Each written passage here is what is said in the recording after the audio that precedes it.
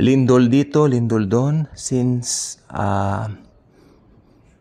last year lang po, 2023. Tapos itong 2024, ang dami raw pong naitalang mga pagyanig. Yung iba nakakabahala dahil sobrang lakas, Pero yung iba naman po ay mild lang. In fact, mararamdaman lang yung mga mild kung nakahiga ka. If you're lying in bed. But if you're moving, like me nung lumindol daw, sabi lumindol nung I think 2023 din yon, mahina lang naman. Ako'y naliligo so hindi ko po siya naramdaman gabi, no? So ito pong pag-uusapan natin ngayon ay isang katotohanan ng futuristic event. Isang event na mangyayari sa Great Tribulation. Kaya meron tayong pinangangambahang the big one na actually dito po sa ating lugar sa Maynila tatama raw yung sentro, no? Yung fault line, di ba? Pero alam po ba ninyo yung the big one na yan ay wala pong panama. O yun, should I say that? Walang panama doon sa lindol na magaganap sa Great Tribulation. Bakit ko po yan nasabi? Meron po ba kayong mga Bibles? No? I want you to open your Bibles with me to Revelation chapter 16 verse 18.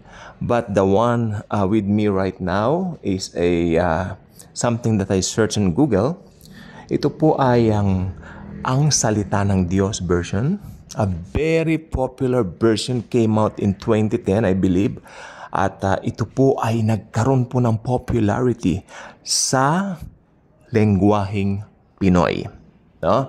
So ngayon, ang Salita ng Diyos version ay mapagkakatiwalaang version sapagkat ito po yung Tagalog version ng New International Version or NIV.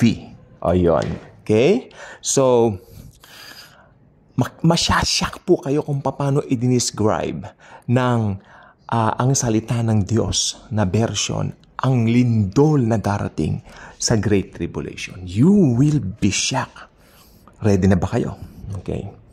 Kung na kay Jesus tayo, hindi tayo matatakot. Unang-una, mararapture na tayo, hindi natin mararanasan ito. Okay? Pahayag 16:18. In English, Revelation chapter 16 verse 18. Pero syempre Tagalog yun nasa akin dito. Nagkaroon ng mga sigawan, mga kulog at mga kidlat. Nagkaroon ng napakalakas na lindol. Simula ng magkatao ang daigdig ay hindi pa nagkaroon ng lindol na kasing laki at kasing lakas nito na nangyari sa lupa. Ang Panginoong Hesus na magpapala sa kanyang mga salita. Yan ang sinasabi ng ang salita ng Diyos version of the Bible, Tagalog. So, simula ng magkatao palayaring daigdig na yun ang daigdig na ito ay hindi pa nakaranas. Sorry po sa mga asong makukulit. Hindi pa nakaranas ng ganitong kalakas na lindol. Actually, ginamitan siya ng term na kasing laki. Ibig sabihin, malaking lindol ito. Kaya sabi ko po kanina, yung big one na yan Ano lang po yan? Sisiw yan. Sisiw yan. Itong lindol na ito, tandaan po ninyo sa Great Tribulation, ito yung puot ng Diyos na hinahagis niya sa mga unbelievers during that time. So ito po yung mararanasan ng mga tumanggi sa krus ng Panginoong Hesukristo. Yung mga hindi naglagak sa Kanya ng pananampalataya sa tinapos niyang gawa sa krus ng Kalbaryo 2,000 years ago. Okay? So mahirap pong ma-left behind. Yung mga moving left behind, totoo po lahat yan. Yan ang mararanasan ng mga tatanggi sa krus ng Panginoong Hesukristo. Pag sinabi natin tumanggi sa krus ng Panginoong Hesukristo, these are the people who rejected the finished work of Jesus.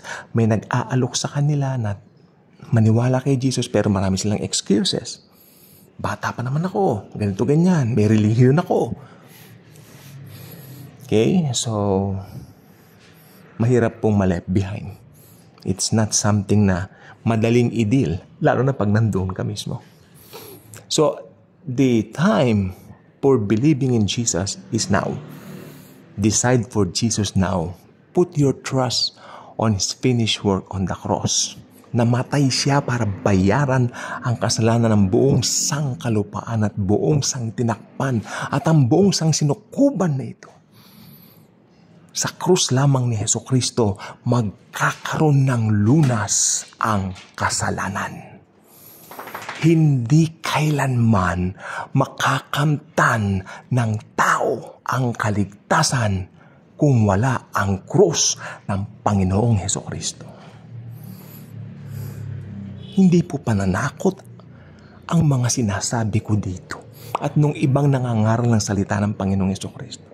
Ito ay concern. A big, big concern. Ito po ay ipinapanalangin ko, Lord, hindi ko po alam whether maniniwala sila o hindi. Actually, iba nga nagko-comment dito na blebless, pero at the same time, meron pong kulang na lang murahin ako. Huwag naman po ganon. Bad po yun.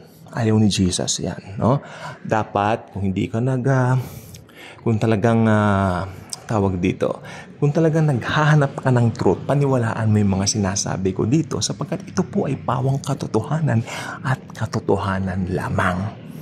Outside the Bible, sabi ko nga po sa nakaraang vlog, hindi ka makakaalaman o makakaalam ng patungkol kay Lord Jesus. If you want to know Jesus, go to the Bible alone.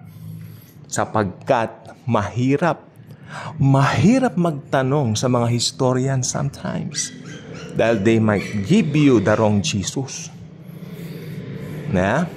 Sa amin kayo magtanong. Kaming may mga Holy Spirit, no, na nananahan sa aming mga born-again Christians. Matapat naming sasabihin, Jesus loves you. Namatay siya para sa inyo. Gusto niya kayong iligtas tulad ng pagligtas niya sa amin. Okay? At ang kaligtasan po ay open para sa lahat. Hindi ito exclusive sa isang relihiyon lang. It's for all people. Makinig pong mabuti.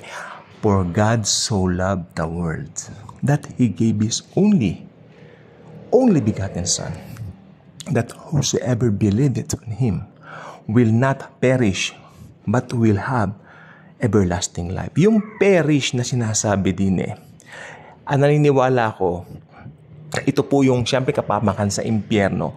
Pero at the same time, sa ating mga believers, dahil nagtiwala tayo kay Jesus, hindi na rin tayo mapeperish doon sa the big one o sa malakas na lindol na darating dito sa Great Tribulation.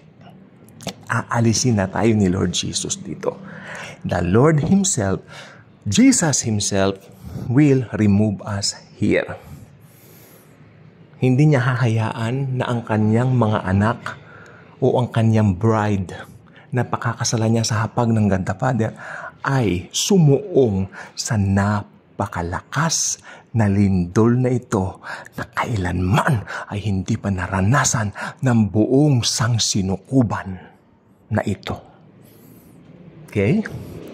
So, let me give you the verse again. In case you have some doubts, go get your Bibles with you and open it to Revelation chapter 16 verse 18. The one here with me, Tagalog, ang salita ng Diyos. Uulitin ko po siya. Okay, for the sake of clearing everything. Nagkaroon ng mga sigawan, mga kulog, at mga kidlat. Imagine that. Magano siguro. Parang pelikula lang Nagkaroon ng napakalakas na lindol. Simula ng magkatao ang daigdig, ay hindi pa nagkaroon ng lindol na kasing laki at kasing lakas nito na nangyari sa sangkalupaan. Isang katotohanang magaganap at magaganap. The only question here is, tinanggap mo na ba si Jesus sa buhay mo? If yes, congratulations! Hindi mo mararanasan itong mga binasa natin. Hindi mo mararanasan ang malakas na lindol na ito. Sapagkat kung tumanggap ka na sa Panginoong Jesus as Lord and Savior, Jesus will remove you here bago dumating ang Antikristo at ang tribulation at ang Great Tribulation. Pag-ibig ni Lord Jesus lamang ang ating kailangan. Okay? So, huwag mong katakutan yan, kapatid ko, kay Jesus. Sapagkat, kung na kay Jesus ka na, ligtas ka na magpakailanman. Kaya kung ikaw ay hindi pa subscriber sa channel na ito, mag-subscribe ka na. I-click mo yung notification bell. Mangyari, i-share mo itong video sapagkat napakaraming kapakinabangan sa mga unsaved na tao ang video nito. Hinihintay ka ni Lord Jesus to share this sa ibang mga tao na nangangailangan din naman ng kaligtasan. Ang kaligtasan po ay huwag mong sakimin. Ito'y iting bahagi sa ibang mga tao. Niligtas tayo ni Lord Jesus para maging daluyan din naman ang pagpapala sa iba at higit sa lahat, maggamit niya tayo upang ipahayag ang ebanghelyo sa ibang mga tao. Salamat po in Jesus truly loves us all.